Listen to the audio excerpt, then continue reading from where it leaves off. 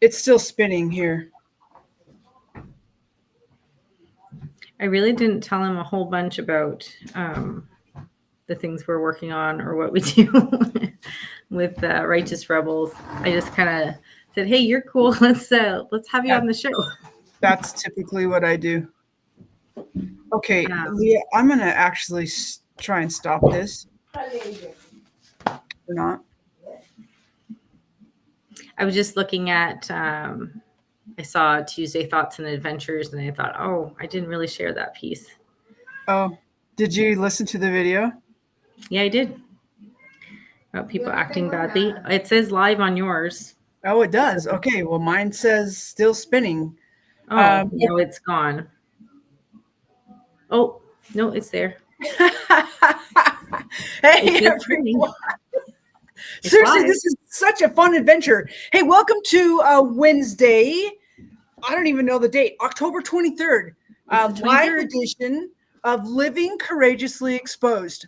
So, for those of you who are used to us saying, hey, welcome to Live and Unscripted, just so you know, we have gone back to what I originally started at the podcast as is Living Courageously Exposed.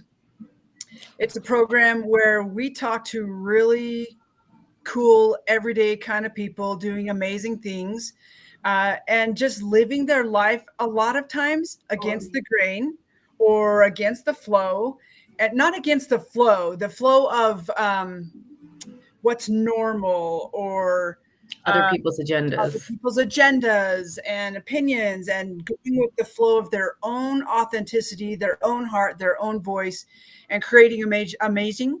They're creating amazing things.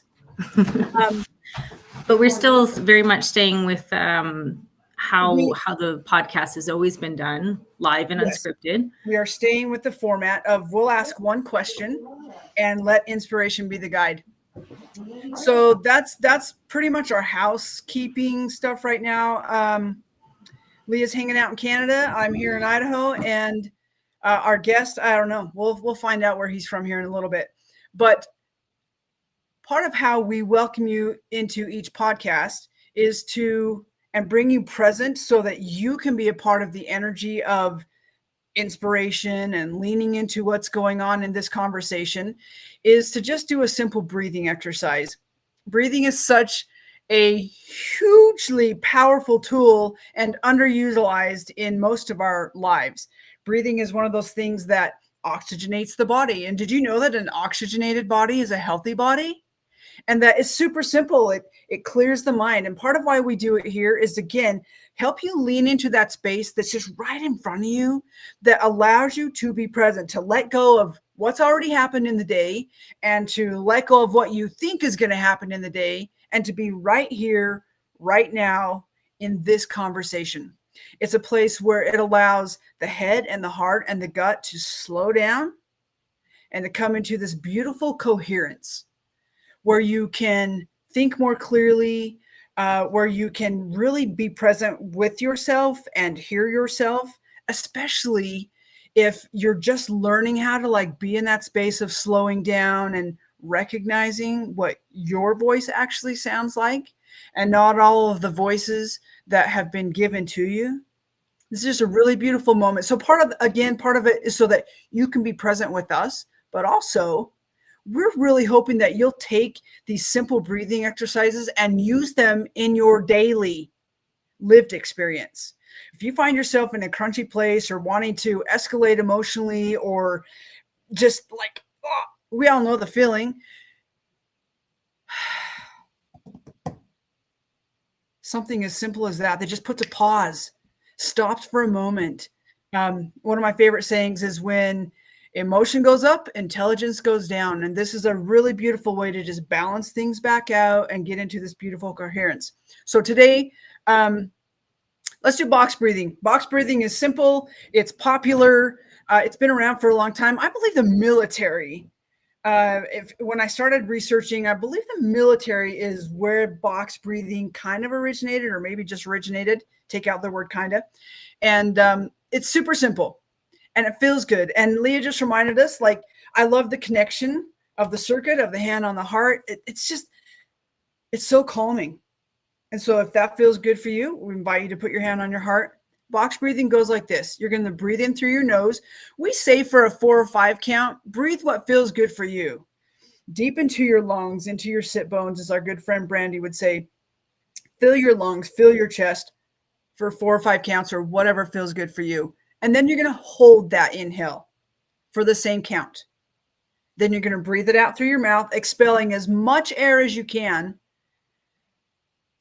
I'm distracted because I'm feeling my voice resonate in my chest. It feels so cool. And then you're going to hold the exhale and do it again. So we'll do the first one with you. As you do this, we're going to invite you to do it with either a downward gaze or closed eyes, whichever feels most comfortable for you. We'll do the first set together, and then we'll have you do a couple sets on your own, and then we'll move into the really, really good stuff of today.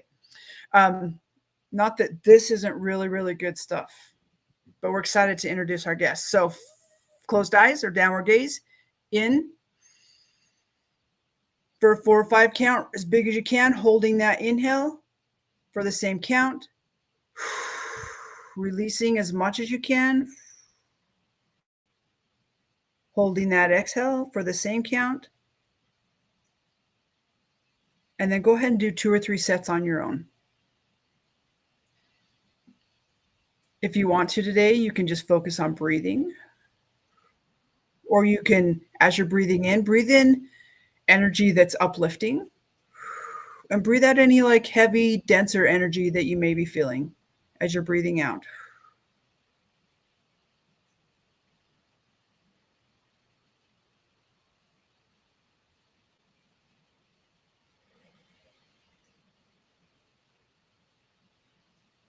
Let's go one more set.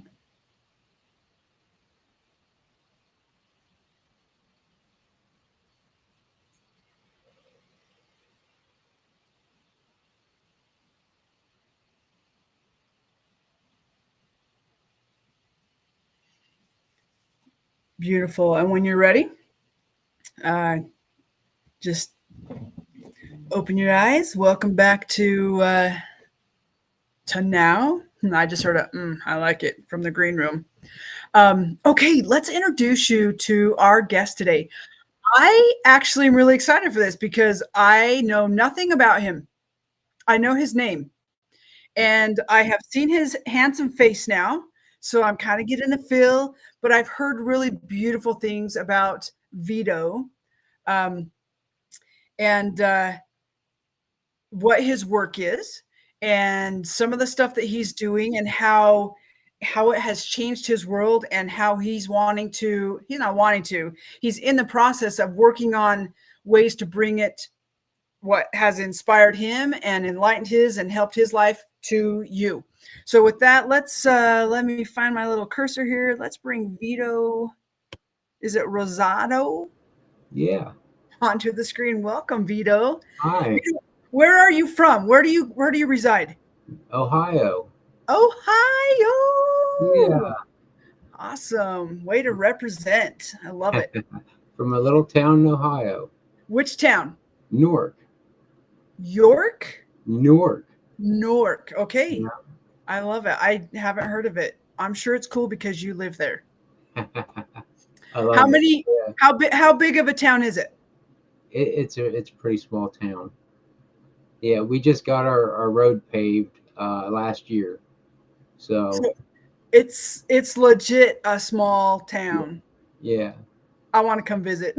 I miss the dirt road. Visit. I really do. It's turning into a city so quickly. Right. I remember living in a town not too far from here that when I moved there, it's a college town up in Rexburg, Idaho. And when I moved there, it had one stoplight. And a couple of years after I moved there, it got a Taco Bell and it got another stoplight. Yeah. And now, changes. right now, like when did I move there? My daughter was like 27 years later. It's like this booming college town with lots of stoplights and new things. And it's incredible. So I hope your town stays slow. Yeah, I hope so too. But yeah. We still have That's- one stoplight, but we have a gas station going up, and there's a Taco Bell a few miles down the road. So See, it's you're happening. something now. Now you got Taco Bell. You know, it's so dumb. I am not a. I laugh at myself saying that because I'm not a Taco Bell fan. I don't frequent there, but I have moments where I'm like, I am just jonesing a silly like soft taco from Taco Bell. It's true. It's true. I try not to eat out because, the food's not good for us. No, you sorry know? Taco Bell, but it's the way it is. Yeah, yeah. You start craving it, and Oh, yeah, and you know what? Then it's like it's good for those moments that you're like savoring it, and then you're like, okay, I'm done for a while. right. That's the beauty of it. I can say no after that one time because Right? it It's so awesome. was so Hey man, satisfying.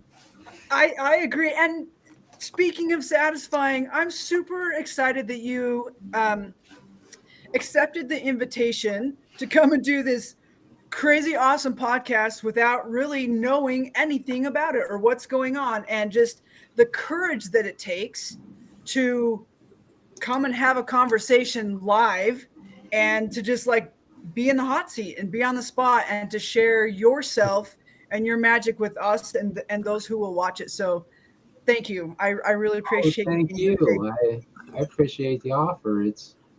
Yeah, I really know very little, my friends. I know very little of Vito. I know his name. it's And I same for know me. I don't know anything about the podcast, so I don't know what to expect for the first question. So I know you're like sweating in your seat, like, yeah, ooh, what is she gonna ask? I promise it's a fun one. Um, so let's just jump into it. And Leah, because yeah. Leah's had more interaction with Vito, um, Leah, pop in, ask your stuff. Like uh, this is how Vito came to us today. And so Leah, thank you for saying, hey, we got to have him on. Yeah, it's so interesting how I came into contact with Vito. My uncle is very much into the hypnosis world, and he knew we were in town, and he's like, "Hey, my friend needs some help with an interview." So my daughter and her boyfriend were here, and we're like, "Okay, we can help out." We had no idea what we were signing up for, or what kind of questions, or what anything was about. Sometimes it's No the absolute best way. right? True. So you go open, and it was just so delightful, and I'm really excited to share Vito with you and the audience, and just it was just such a beautiful connection, and Vito has such a passion for what he does, and I love the more I learn, the more I want to learn, and I just thought it would be just such a joy to have him. So thank you so much as well, Vito. Cool. Thank you. Thank you so much. I love it. I love how, Leah, have you noticed? Vito loves to do this. I do. I do. I really do. It's such a beautiful connection. You know, I went through a space in my world where that happened a lot. I had been studying a lot of things and practicing moving out of some of my belief systems, Yeah. or not necessarily out of them, but just shifting like it's okay to touch my chest and to touch my heart. And I started this thing of like, oh my heck, that feels so yummy to like feel that my own energy and my own connection. And then you move through phases where it doesn't happen as often, and I'm back in to feeling that. So I appreciate noticing that in you as well. There's so much energy in the human heart. Oh There man, really is. I mean, right? and then body language is so important. I mean, just to do this, and that it just shows people, how much It's it like means peace. to you, and someone says something because you feel it here. It's, Yeah. it's, yeah, that Yeah. connection is One of important. my favorite things to do, and I have to be mindful of this, is I like to like pat people on the heart, like just like I appreciate you. Okay, yeah, yeah. Some people, yeah, probably shock Yeah. them, really. Yeah, I know. I'm like, I gotta be careful. Okay, are you ready for this first question? Let's get into this. Yes. Vito, what were you like as a child, and what did you want to be when you grew up? Oh, I I guess was it's two shy. questions. Yeah, I was So very shy as a child. Um, yeah, I always stayed close to my mom or my grandma. I was one of those children, and I was always around the adults, talking to the adults. They had to really push me away to go play with the other kids. And yeah, I imagined growing up to be a scientist or something when I was little. Something that helped people. yeah. What Yeah, kind of scientist? I didn't know. I had these visions of pouring these chemicals together and this amazing stuff happening. It just Right? The little our poofs imaginations. and Yeah, yeah. The smoke comes up and then something magical happens. And when we're children, we always have these dreams of helping people, or having a job where we help people, and then somewhere we give that up, and we yeah, settle on a job. And yeah. you know and there's a lot I blame that on, unfortunately. Our society, it it I was going to say, where do you feel like uh, going like from a child of like, ooh, I want to help people and I want to like do the test tubes and see the little puffs of smoke and see what comes yeah, from it and the excitement of that. Um, where do you feel like in your getting older and going through I'm just going to say a system, where do you feel like you lost that for yourself? school school has a lot. you know when we were children, we learned with our subconscious minds. We sang our ABCs. We played. That's how we learned. And Yeah. then they sat us in rows, and we stopped learning with our subconscious. We started having to learn consciously, memorizing things, and then we had to regurgitate it to put it on tests. And they set us in rows. We weren't allowed to really play and imagine anymore. And that Right. pushes our conscious and our subconscious minds apart further. And we lose that congruence. And that's where that's where looking back, I lost that connection.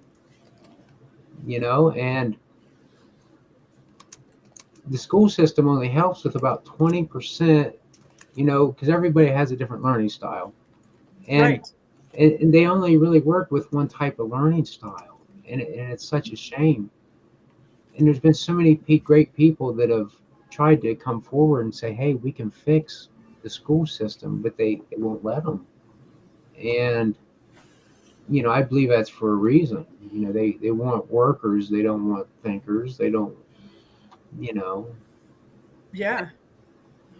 you know When do you feel like as in your schooling, like if you were a shy kid, like I would consider myself a shy kid, just kind of yeah, more quiet, and um I was also really obedient to the rules and to the system. I learned to be a perfectionist. I did all the things. I was an achiever. I wasn't like a super high achiever, but I was an achiever. right. Um, how did like that system? How did that work for you? Like, did you did you fall into that as well, or were you kind of like fall into the cracks? How do you feel like that you know I was so assisted or hurt shy. you? I was so shy that I had trouble answering questions even in class. Yeah, Because of that, I was called stupid by my English teacher. And that's that was harsh. so yeah, that was so humiliating, and I believed it. When you're young, children believe in Santa Claus because we don't have that ability to protect our minds like that. And you believe stuff, and when an adult that's in authority tells you something, you believe it. And I took that belief all my life until about 10 years ago. I actually learned how I could change beliefs, and it was one of the first ones I changed. And now learning is such a gift to me, and I learn everything I can. Right, But and there's so much to learn. there is, and I have So such passion for it. Yeah, but but they hurt me for learning. And because of that, I started falling behind. Um, and then I started getting picked on by the teachers. And, Oh, you I know, thought you were going to say the kids, which is bad enough. no, not so much, but, you know, I got even quieter, went further inside, and they really didn't do anything to help, you know. Uh, So I have a question that's like it's probably several questions as you're talking about that, because there's going to be someone who listens who either can resonate inside of themselves with this, or they know somebody in their world, maybe it's their kid or it's a family member or a friend's kid that is will experience the same thing.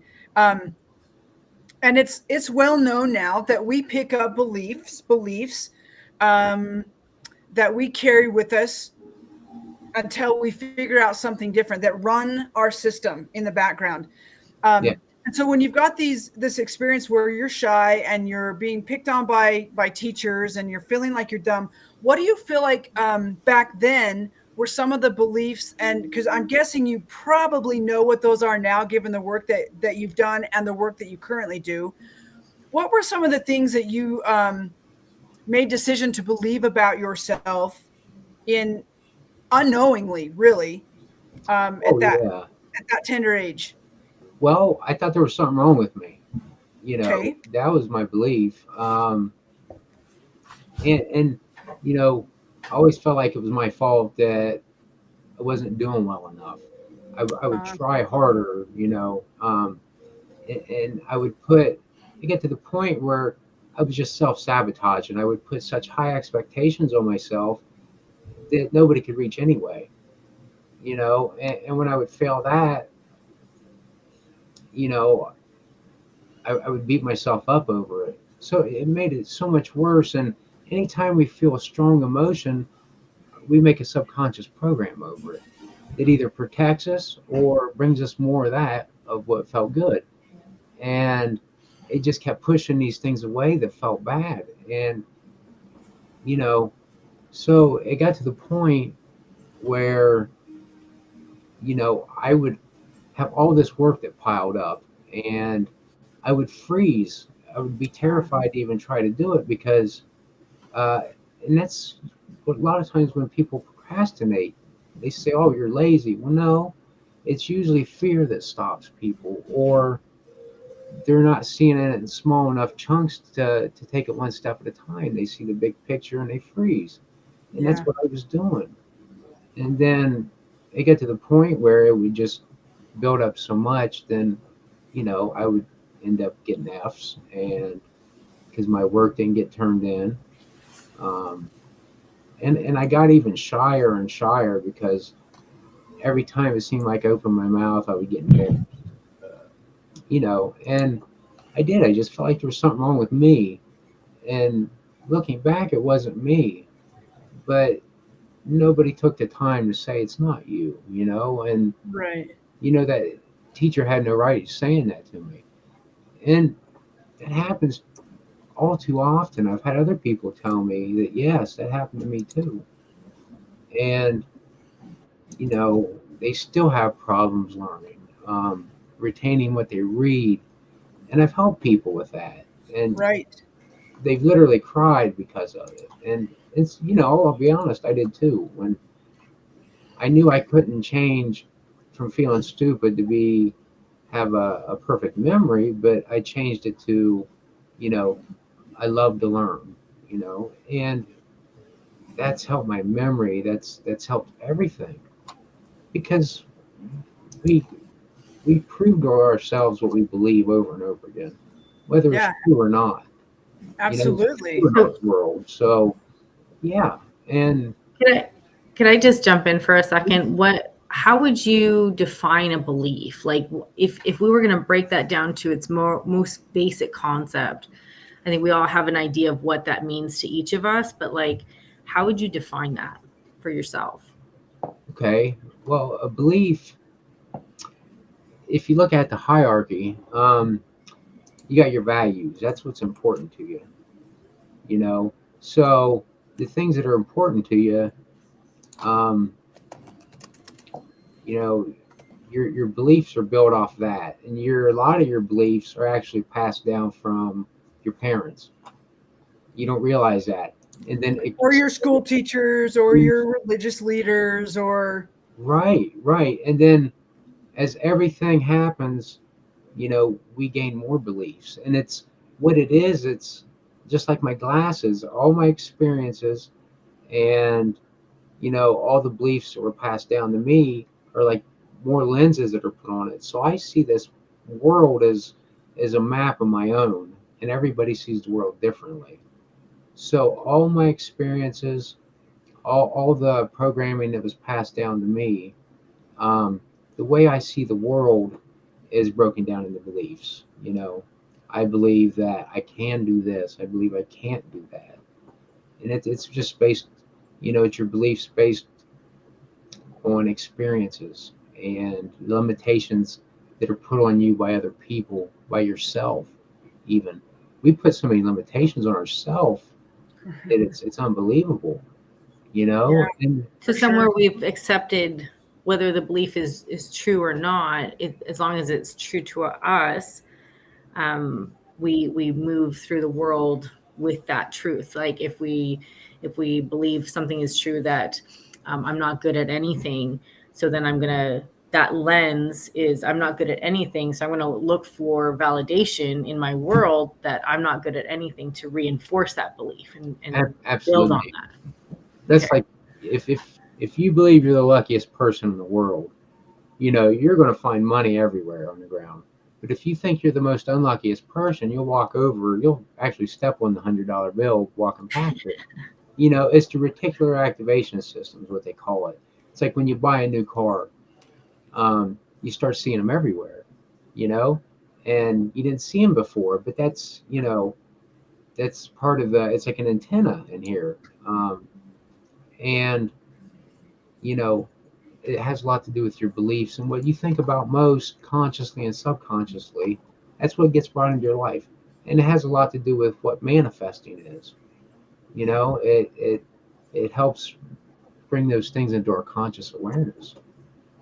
So Okay, so I have a question. Like I love all these things that you're saying, but I have this curiosity of you're in school and you've picked up all of these beliefs of like I'm not smart enough, and you're in. It sounded like you were in that vicious cycle of like if I speak up, the teachers make fun of me. I'm not doing my work. I'm getting Fs, which is just validating. And adding proof that you're not good enough, you're not smart enough, you can't do it, whatever the beliefs were for you.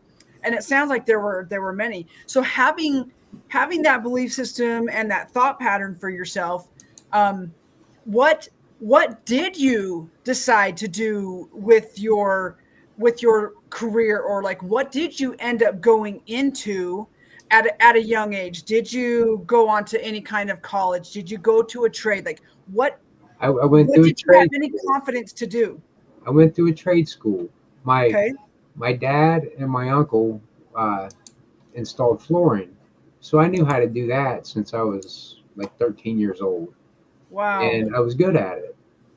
So I went to building trades, and I finally went to a school where people actually showed me respect. And I already had some knowledge in building because I'd spent a good portion of my life on new job sites. And it was amazing to get treated like that. And they treated me like an adult. So I started getting straight A's at the trade school. And that was the only reason I graduated. Okay, I have a question. You say they treated you like an adult. Yeah. Is it that they treated you like an adult, or is it like this is my curiosity, or is it that they were validating something that was actually more true about you as a person, not even as an adult, but just a human person of like your potential, what you actually are capable of, and now you're in things that are interesting to you, and like what was it that they were? I question that it was treating you like an adult, but more like validating. Like what was that, and how do you feel like that shifted things for you? Okay. You're absolutely right. But that's how I seen it back then. Sure, absolutely, You know what I sure. mean? because I got there Sure. and I thought, wow, I'm being treated like an adult. They're showing me respect. Respect. They like Yeah. me, and I thought, wow, this is so, different. And it made me want to try, but no, they were nurturing what they seen that I could do. They Gotcha. nurtured that I believe, they want me to believe in myself. They knew I knew construction. Um, and that's what they did. These people, they cared, and they seen something in me that the other teachers didn't, and Yeah. they wanted to bring that out in me, and they worked hard at it. What They did they got see, better. Vito? I'm curious. What did they see? They seen another child with potential, and the teacher got me a job with his brother that owned a company. Um, in fact, both the both teachers, even my senior year, he tried to get me to work for him. I was really flattered. Went out, we built a house our senior year, which was, Oh, wow. oh, yeah, it was a great experience. I loved it, and I did remodels for years, and I loved to do it because I could go into someone's home, and this was back before, now you can take a picture and the computer, it'll generate everything for you, but I would draw it out, and You actually had to use your mind and your yeah, skills. Yeah. I would sketch it out, and I would try to put their words into the vision they wanted. And then when they would say yes to one of them, then I would get to work. You tear everything out and you redo it, and to bring that happiness to them and to bring their vision to life, but try to make it even better than what they even thought. And Oh my gosh. I'm loving, like, my insides are just like, ah, he didn't like help people with test tubes and smoke. He actually got to go in and help them rebuild and see a vision, like take their vision and make it like something that's a reality. And the tools were like hammers and nails and saws yeah, and yeah, your own creativity. Like, I'm thinking, wow, he's actually still helping people, just not in the way like, but in a not way the that way that feels I more fulfilling. envisioned. Yeah, Yeah, right. I love that part about our lived experience is we think we have this vision of, or we don't think we have this vision of like how we're going to do it, and we try to force it, but really when we let go and we let life kind of, we give our energy to life, and it goes, well, let's guide you this way and let's guide you this way. And I actually know, I think one person, I've done one interview where the person actually was doing the thing that they said they wanted to do when they were a kid. Everyone else is like, wow. really. Yeah, it's so rare that, it So I actually works love out that way. this like turnaround for you, and the way that you're getting to help people at that point in your journey.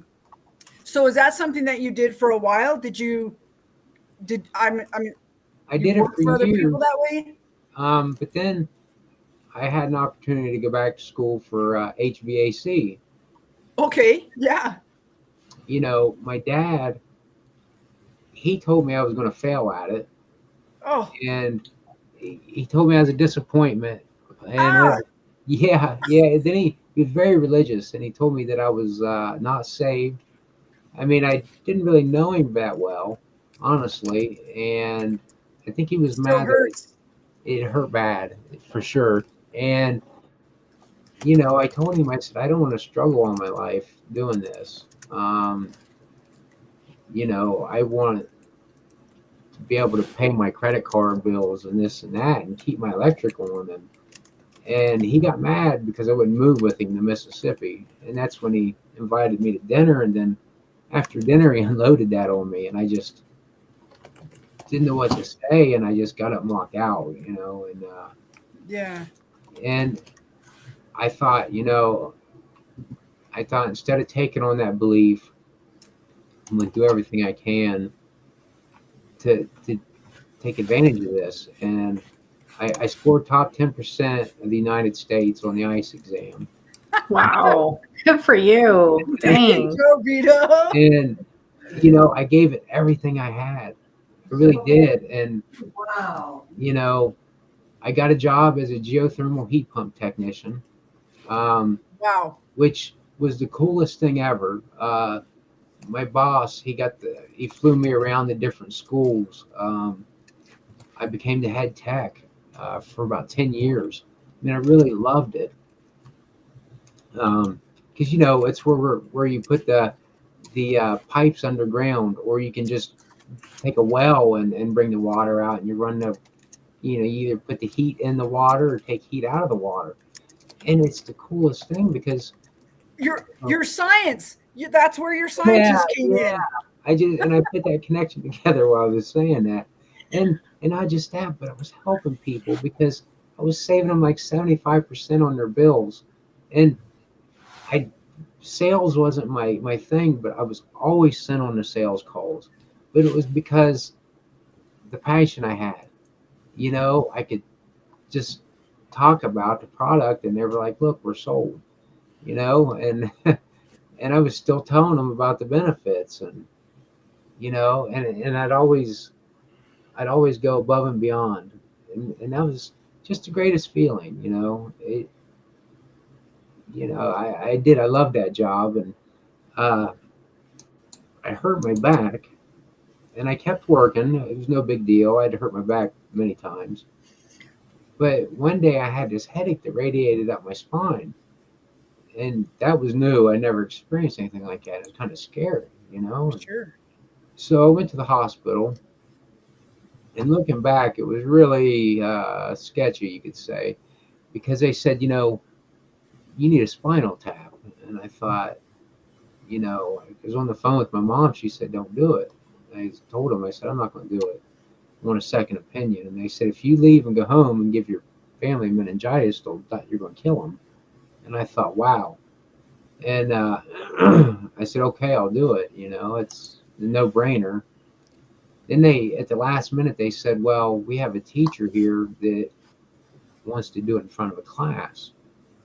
And I realized that because the waiting room had been empty when I walked in, that they were waiting on somebody to come in to do a spinal tap so they could show the class.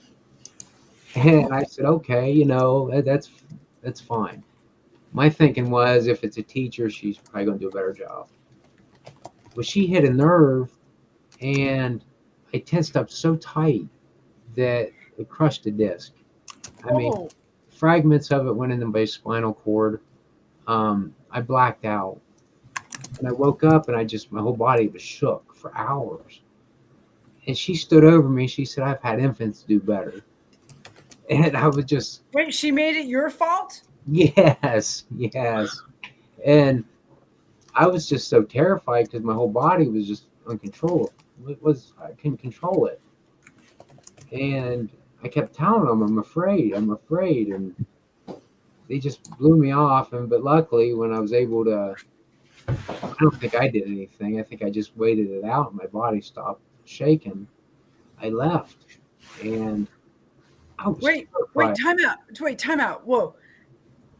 When did they discover that you had that a disc had been broken and that there were pieces and like When I finally went to the next hospital, they How sent did you you home? even get there? yeah, they were acting like I was faking.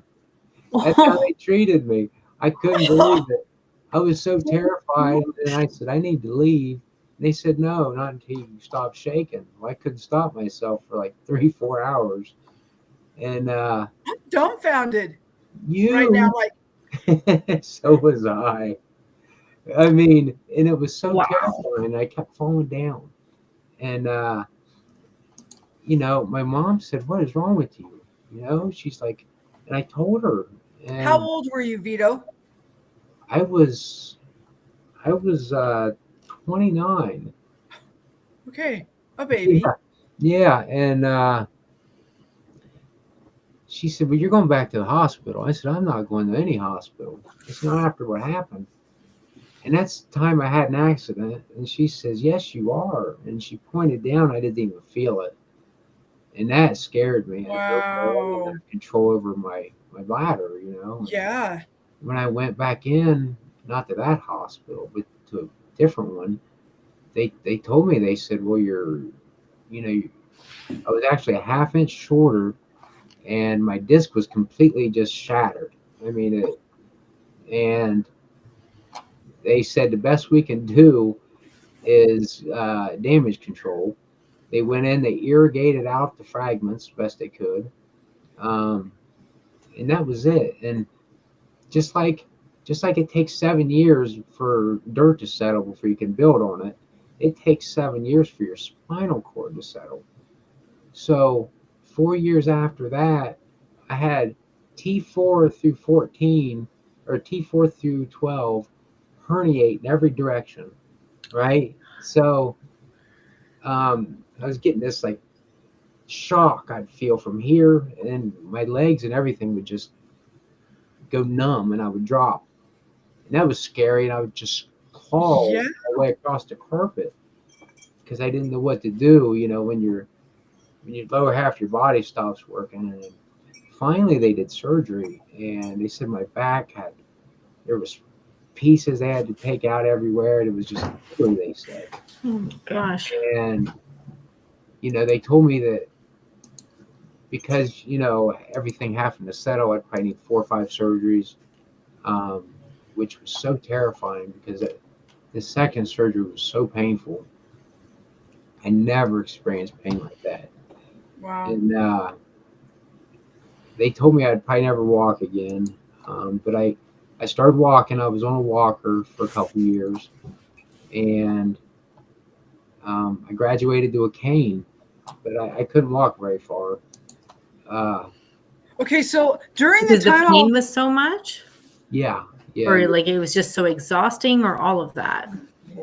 It was so painful, and it was so exhausting. I'd even try to walk through the grocery store, holding on to the cart and the cane. And I walked a little bit too far, and I just started dripping cold sweat. I thought I got to get back to the car. And then I went into a seizure from the pain.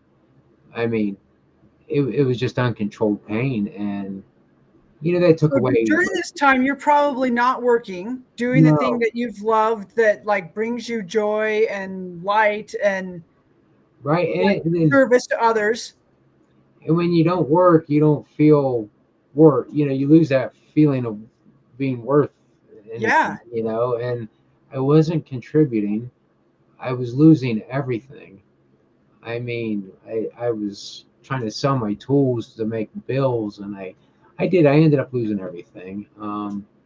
Then they finally put me on disability, but because I didn't pay into disability because I worked construction, I made $750 a month, and they made it tough, but I was grateful. I was so grateful to get anything.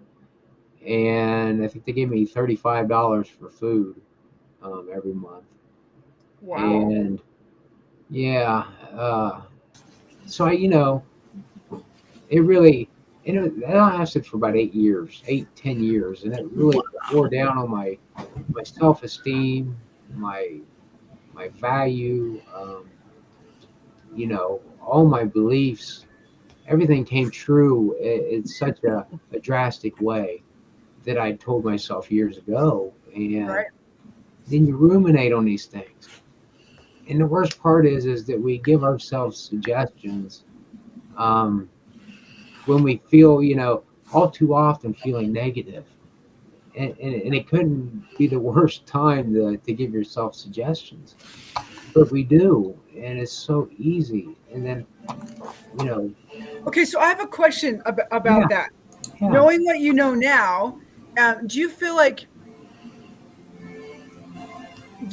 those suggestions were your suggestions, or were those suggestions from past beliefs and other people saying things to you? It always sounds like us, but do you feel Sure. like you were the one giving suggestions, or was that still coming from like the past stuff? Even though you'd experienced this period of like just awesomeness, where do you think it was you, or do you think it was old stuff? Well, even though it was me and new suggestions, it was based on my past experiences. Okay. because I was still running the same programs that I'd ran years ago. Right. So yeah, we're just built. We're always building on the identities, values, beliefs, potentials um, that from age 2 to 8 years old, and after that, everything else is being built on top of it. Unless we have a completely new experience, and then we'll get a new program, or we learn to drive. It's a new program. Um, so yeah, they I was saying new words to myself, but they were based off old beliefs, old Okay. values. So yeah, Okay. Gotcha. absolutely. And So from 2 to 8 years old, that sends us on a trajectory for the rest of our lives if we don't stop it. You know, whether our lives are going good or not. And I see that Right. now. I didn't mean to interrupt you, Leah. What was you going to no, you were still finishing a thought. I apologize. So you're in this pain loop. You've got negative programming, like at its height. You're just like how do you get out of such a negative, dark place, like where it feels like, when's this going to end? Where's the relief coming? Where do I shift? Because you do not show up in that way at all. Like, you look vibrant and bright and just full of life. So how does someone shift from such a dark and difficult place to where you are right now? Well, I asked myself that too, and it was such a horrible place to be, where you ask yourself that and you don't know, and the pain I was in, I was ready to give up, because I couldn't imagine living a life in that kind of pain.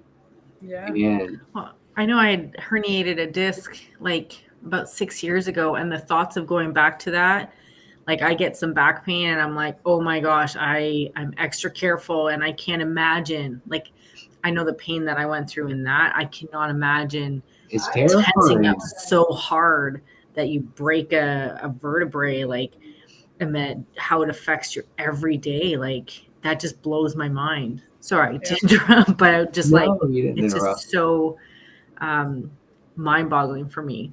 It was How do you even terrifying function? because that pain, I mean, that creates fear, and that fear is supposed to help us. It stops you from hurting your back worse. That's a healthy fear. And but if it stops you from living, then it's beyond. That's when it's bad. And I had a friend that just gotten her master's degree in counseling, and she told me, she said, Vito, the reason that your life is not changing, because I was trying. I was in the self-help world, um, and the normal things just weren't helping. Um, and she told me it's from the subconscious programming.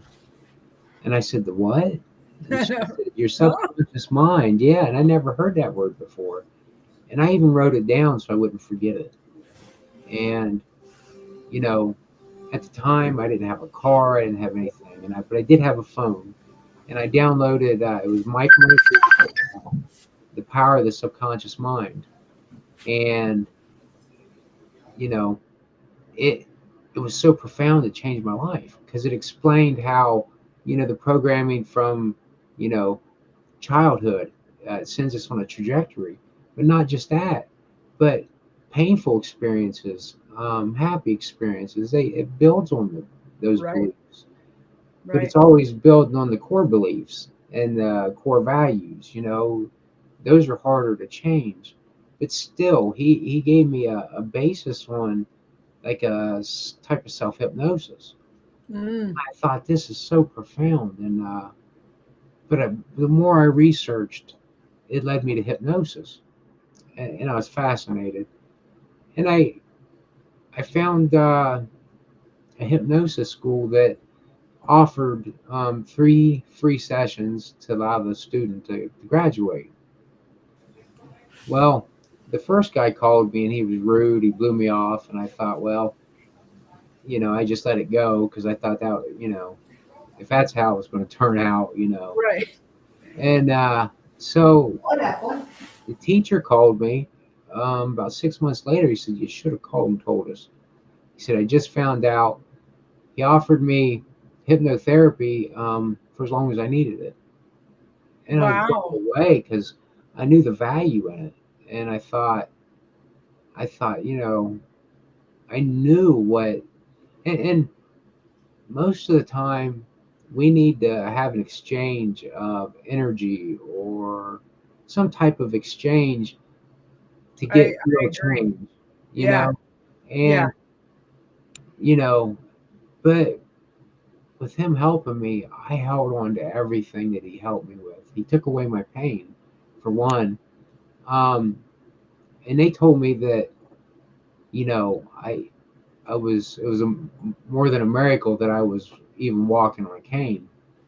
Well, he would put me in trance and I would envision walking normally.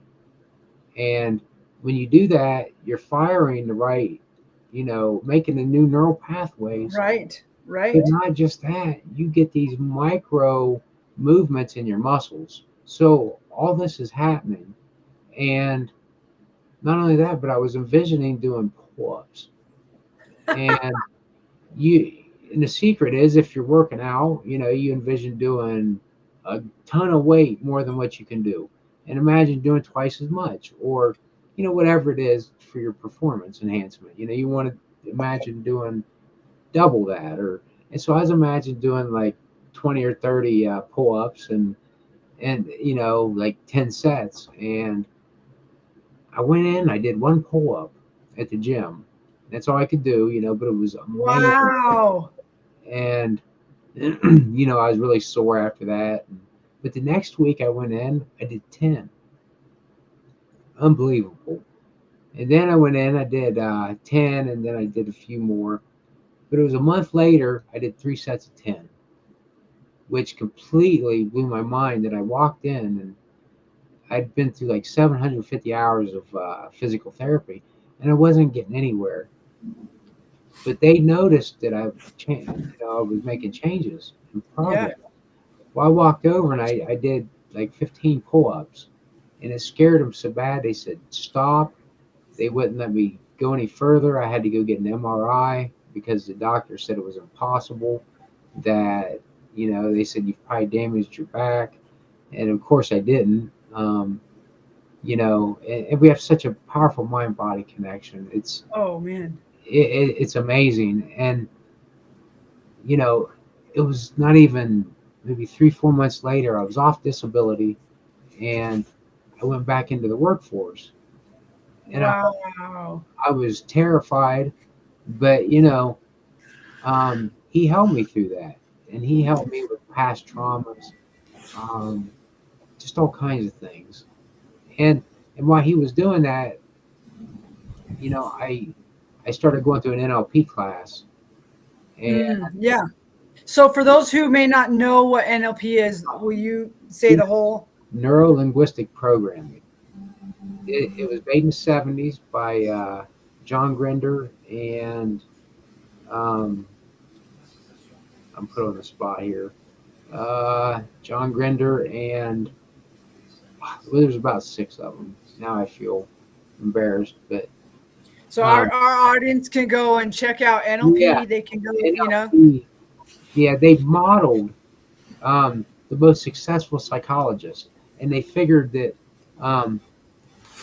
because the one was you know, a linguist, and they were finding language patterns, and they were able to get the same results as some of the most world-renowned therapists, Virginia Satir. Then they found uh, one of the greatest hypnotherapists that ever lived, Milton H. Erickson. And he's not only one of the greatest hypnotherapists, but he's one of the greatest uh, psychiatrists.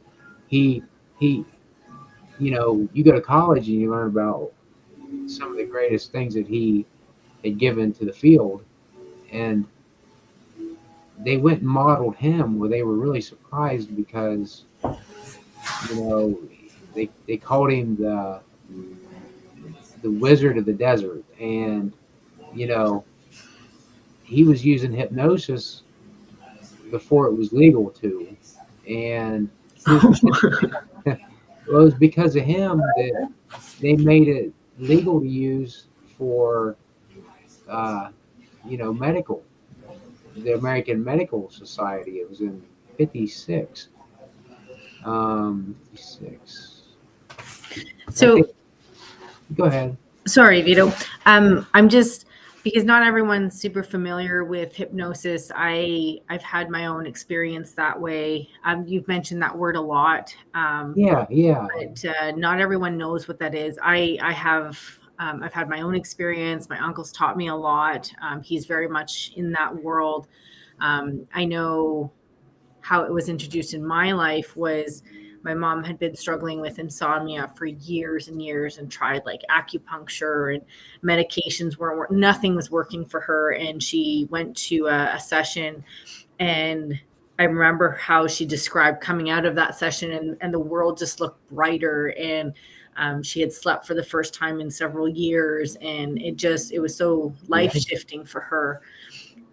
So, my own experience, I remember I had a lot of chatter for years. And after that session for myself, it was so quiet after. And it was just, it's like I could notice the world through a different lens, and I could finally just be in my space and not be overcome with the chatter in my head. So, but I also know before that experience, I had the idea that hypnosis was like stage hypnosis is the only thing that I had for reference. And I think a lot of people have. I think people have the misconception of that it's mind control, or that it's giving up of your own autonomy and free will. Yes. So would you mind just giving us like a rundown of what hypnosis is, what it isn't? Yeah. And I'm curious because I see it a lot the same as or similar as guided meditation. Is that the same? Is like how do they intertwine? Where do they overlap? Yeah, help us understand. Yeah, absolutely. And hypnosis is just like guided meditation. It's I would say it's the same, but you have a purposeful goal in mind, because the imagination is, the language of the subconscious mind. You can imagine things and strengthen or program your day, and I'll get into that in a moment. But people think that because a lot of movies have set back hypnosis. I mean, if you remember the old black and white movies where the guy's eyes were spinning and they would control people, well, the movies have gotten even worse now because they have people going out and killing people, doing assassinations, all kinds of crazy things. And that's just not hypnosis. There's a lot of manipulation and mind control and a lot of fracturing of people's personalities, horrific things that goes along with that kind of stuff. And that's not what hypnosis is. Hypnosis, all hypnosis is self-hypnosis, and I'm sure what you experienced was like a relaxation induction. I use all kinds, where I'll get the person's arm stuck in the air, and have them in a trance in a second. But the thing is it's a heightened state of awareness where your imagination is really vivid and you're more suggestible. And but the thing is even conversational hypnosis. If I'm people, I'll see ads where they'll say, learn the dark art of conversational hypnosis. Well, did you just say the dark art? Yes, I've seen that, and I on a post recently, and I had to comment and say this isn't true. This guy's trying to profit for people, even for the people that are trying to do things that aren't right. And I use conversational hypnosis during a session to make a deeper connection. And if you think about it, we're always putting pictures and thoughts in people's heads when we're talking, correct? Well, what if we could be more mindful of the pictures and thoughts we're putting into people's minds? That's what conversational hypnosis does. And that's all it allows us to do. And does that make us more persuasive? It can if you put the right pictures in people's minds, if you're a salesman. But that's if you say something that goes against someone's values, you're going to stop and say, what? You're going to lose rapport with them. And that's something you don't want to do. Right. So if I have you hypnotized in extremely deep hypnosis, you're still hearing what I say. And if I say something that goes against your values, what you're going to do is you're just probably going to open your eyes and say, what? Why would you say something like that? And and I'm sure it happens to people. But of course, I don't want to go against people's values, and I have to explain because I've had people tell me, I'm not going to let you hypnotize me. I don't want you messing with my mind. Sure. And it's unfortunate. Or I've had people say, only weak-minded people can be hypnotized. But that's the furthest thing from the truth, because you have to be strong-minded to be willing to do great things for yourself. You have to be willing to, you know, allow yourself to be guided into hypnosis. That's a brave thing to do if you've never done Yeah. it. And you know, the life-changing results is phenomenal. But people do they worry because of the movies. Um, even certain doctors throughout history have set us back quite a ways. Sure. And you know, it's not sleep. Um, we use the word sleep because it's like relaxation, but it's the furthest thing from it. We even have with the fMRIs, the functional MRIs, they see a brain pattern that is unique to hypnosis alone, and it's a theta wave while you can see vivid imagination. I was going to ask you, like, how does hypnosis compare to or relate to through people who know how to put themselves in theta state? Okay, if you put yourself in a theta state, you can program yourself any way you want. I've worked years to put myself in the theta state, but the beauty is, and theta is good for uh, brainstorming. Even if you have a problem, make your mind aware of the problem and then clear your mind and go to theta. And that's normally when my ideas will come to me. But I do an instant induction when I teach self hypnosis.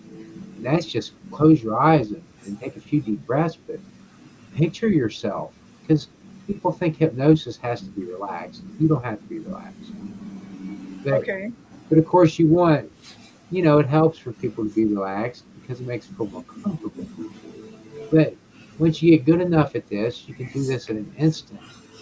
Picture yourselves in front of you smiling, and you see this big smile, ear to ear, and that gleam in your eye.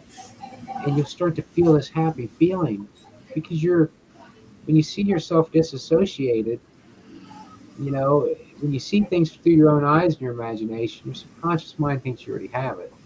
But you see yourself Right. disassociated, you're telling yourself, this is what I want. And you see this big smile, and you're smiling back at yourself with this big, beautiful smile, and then you'll start to feel it. You'll smile. You'll smile. And as soon as I you find it do, fascinating. All of us are smiling now. yeah, and it's a wonderful thing. And that's what I'm kind of waiting on. And when you do that, you've already got control of your subconscious mind.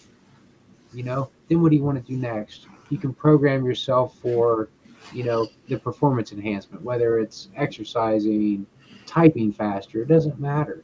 You can picture yourself doing it at an incredible rate of speed, or if you need to do something that, you you don't enjoy doing, you picture yourself doing it smiling and enjoying it. After you start to resonate with it, you picture yourself putting yourself in your own head so you can connect. Because even though you know the difference consciously, the subconscious mind doesn't know the difference between remembering something, imagining something, and experiencing something. Right. So that's the beauty of the imagination. So as soon as you get that smile back, right there, you know everything's going to be a positive suggestion, right? And that's the Yeah. amazing part. And but that's also how you know you got that mind, you know. That's so powerful. I'm sure we could keep going all day long. I know when we were on that interview call, that time just went so fast, and maybe we'll have you on another time. But we need to wrap up for now. But how do people learn more about you? I know you have a book published about gratitude, Yes, and where do we find out more about you? lucidblisshypnosis.com. Okay. And what kind of things do you offer I as was gonna far say, as yeah, how are you using these tools now that like played Well, such a huge and powerful role in your healing and your life? How are you using them now to assist others so they have an idea and want to contact you? okay. I help people with all kinds of things, actually. I've seen doctors, psychologists, other hypnotherapists, and then just people who just want to quit smoking or lose weight, or, they need help getting past fears. Um, Even releasing emotions. Sometimes we get caught up in emotions, and, you know, NLP is wonderful for releasing, anger, sadness, fear, hurt, guilt, and then limiting beliefs. It's been modeled so much after hypnosis, but so much quicker. And I always end with the hypnosis because my next book will be coming out next month. It's Memory Reconsolidation Hypnosis.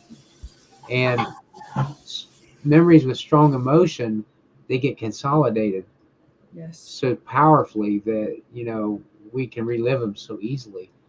But we remove the emotion and we can relive it with all our senses and add new things to it. We can literally change it. Not change it, but we can change the way you feel about it. And it's Right. so powerful and can send people, just slingshot them forward in their lives to live their purpose. It's another thing, I teach lucid dreaming, astral projection, and things like that. And, with my skills with NLP, all the hypnosis that I've learned, there's not much that I can't help with. But if I can't, I'll be honest and say no. But I have a huge list of things that I can help with. lucidblisshypnosis.com. Yeah. You can find that in the chat below. Okay. And I really liked when I was learning about more about you, Vito, that you really focus more on results driven. It's not so much by session, although I'm sure you do that, but Oh, it's more no, you're aiming no. for a specific result. Yeah, I sell results because that's what matters. I don't want somebody to come to a session and then they leave and they Yeah. haven't been helped. That's not acceptable, you know. And I think that's how everybody should do it. And yeah, Yeah. Well, how and many years do we find ourselves in a therapy? I know for myself, I went for years and years to talk therapy and yeah, found some more of my insights and that 20 come years. through Yeah, writing versus talk therapy. But I just love that idea of results driven and focusing on what's actually holding us back or keeping us in pain or keeping us within habits that don't serve us. Like I really appreciate that model.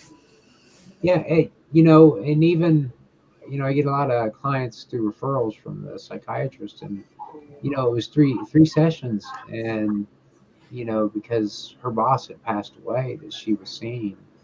And I helped her in 3 sessions. And I asked her if she wanted to come back. She said no. She said, "You've helped me with everything." And I thought, you know, I seen so much more potential in her, and that kind of broke my heart. But you know, Yeah.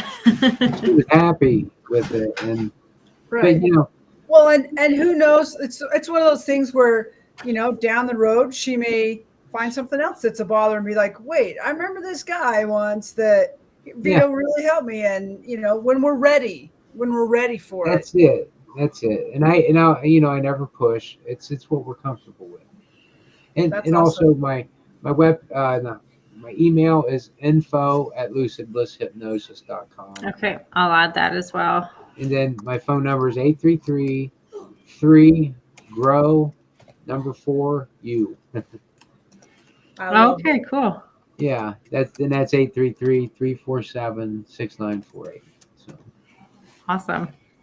So I, I you love it. know, I appreciate you having me on, both of you. It's been It's been a pleasure getting to know you a little bit and to have my own idea of like why Leah has spoken so highly, and she's talked about your story. So to be able to hear it from your lips, and have that little peek into like young Vito and how you got to where you are today and the experiences that got you here, and the stuff that you've moved through in order to be in the lived experience that you're currently in is really cool. And I think um, I love the sharing of stories and personal experience, and actually adding meaning and providing meaning is so powerful. And so I appreciate you sharing. it is To those of you who may have similar experiences or similar beliefs, and you want to give something different a try, maybe what you're doing isn't, you're not getting the results that you want, or maybe you're just curious in trying hypnosis or NLP. Uh, I encourage you to hit Vito up, give him a holler. I'm sure he'll sit down and chat with you, Thank you and you so guys can much. find what works for you. You know, I had a blast. I really did, and Yeah, I love the podcast. I really do. This is such a great thing you got going on. awesome. Thank you, Vito. Leah, any last words from you? We usually wrap up with our guests. Just what's something that you wish you could tell people?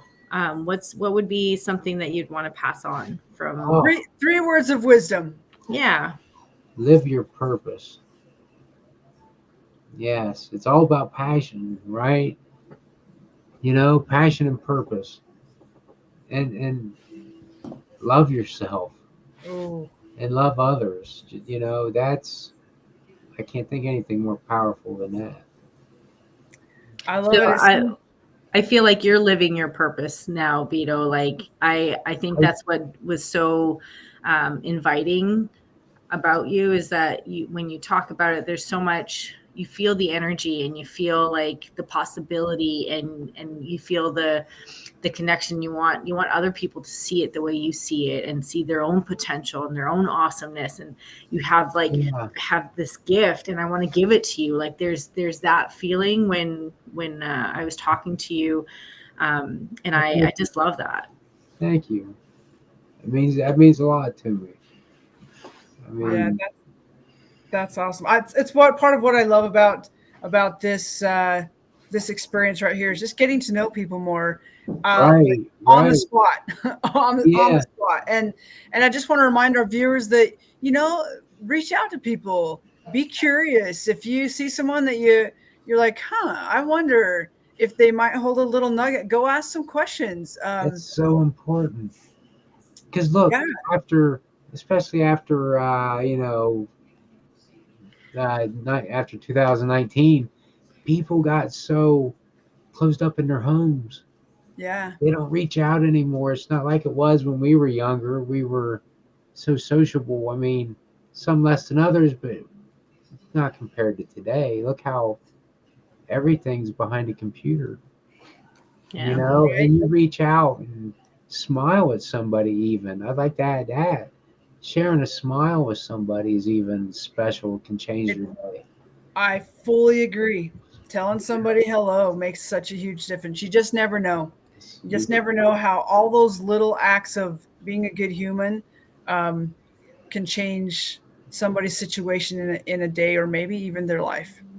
absolutely. Absolutely. So awesome. Vito, thank you. We appreciate the work you do, the work you've done to be where you are. And for you who are listening, we appreciate you sharing your time with us. We know time is valuable, and that you chose to share it with us today is incredible. We thank you. And remember, get out there and be bold, be courageous. We just Oh, sorry, Leah. And be a rebel. be a rebel. Oh, I love that. Botch that one. Okay, and we're going to get to play this game because this says I'm going to start the program, and hopefully it won't take long and we can end it. I really am not sure what's going on here, but oh, look, now it's giving me the countdown. Da, da, da. We're live, and now we're going to say la vie. Bye-bye. Enjoy your day. Bye, everyone.